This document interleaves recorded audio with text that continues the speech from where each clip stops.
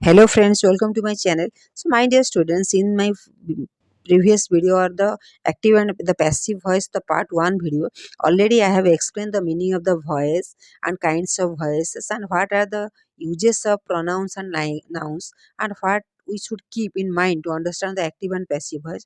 If you see all the videos, this video completely, I think you can betterly understand how to convert the active voice into passive voice. Yes or no? Yes. So my dear students, already how I have explained how the pronouns can be converted into passive voice, and what is the important thing is tense change. You should remember the tense every time, because in this active and passive voice, if you know the tense, then you can easily change from active to passive voice. Otherwise you cannot do. So my dear students, every day look this tense chart and write in your copy. Only when you start your English grammar, just look at the tense pattern. And important is the structure. What is the present tense? What is the present continuous, perfect, past? Only remember the structures, then you can easily remember the tense pattern, which is tense sometimes the difficult to the students. But if you see regularly, it will not be difficult for all of you. Okay. So already I have explained this. No need to explain more. Then, as in other examples also I have written, and how to convert the interrogative sentence also I have explained. So now in this video, some important part is remain, like restrictions on the use of the passive, where we should use the passive and which sentence they are already in passive form, and what are the important things remaining.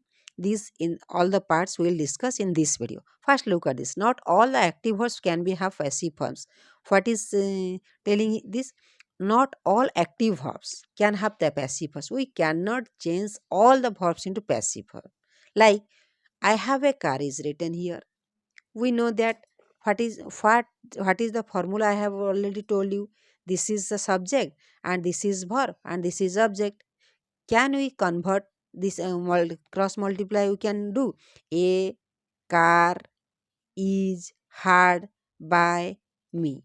No, this is the wrong sentence, because have is a active verb which has not any passive form. Okay, so this is already in passive. I have a car, we can't change it. So where a have is a main verb, where have is used as a main verb to possess, to eat, to take, or to experience, to sit. In these cases, we cannot convert the have into the passive form. Okay. Okay. Some active verbs like resemble, lack, fit, free, hold, let, like, possess cannot have the passive forms. Like I am resembled by my father. Wrong. This is not the correct sentence. Okay. Some verbs can come with objects, but they have no passive verbs. Like this, Ramchandra married Sita. Married is the verb here, but we cannot convert into passive. Like, can you say Sita is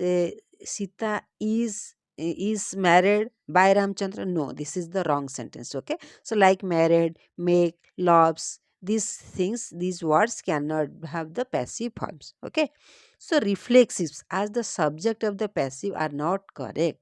When we use reflexives as the subject in the passive, remember this is also a wrong sentence. Okay, so reciprocal pronouns like each other, one another cannot be used as the subject in passive forms. Okay, so like each other was helped by, this is the wrong sentence. We can say that Prakash and Ravin helped each other.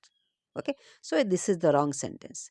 There are some verbs which are used only in passive, like Gandhiji was born, drowned. These are the some words which are used only in passive forms. Okay, so intransitive phrasal verbs cannot be passivized, but transitive phrasal verbs like cut down, called off, run over, etc., can have the passive forms. Like, look at the example.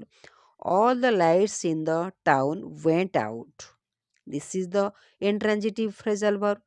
You remember what is intransitive and transitive? Transitive means the verb which has an object. Intransitive means the verb which does not take any object. So this is intransitive phrasal verb. So intransitive phrasal verbs we cannot make into passive sense. Okay, the car broke down. Then active, then transitive phrasal verbs we can convert into passive, like this: they cut down the trees were cut down. Okay, so remember all these things. So active infinitives with passive meanings, like this: who, you are not to be blamed. To be blamed, this is active. So what is the passive form of this? You are not to be blamed. Okay, so we use by phrase in the passive when the agent is an important person, a renowned scientist, a poet or a writer, an inventor or a discoverer.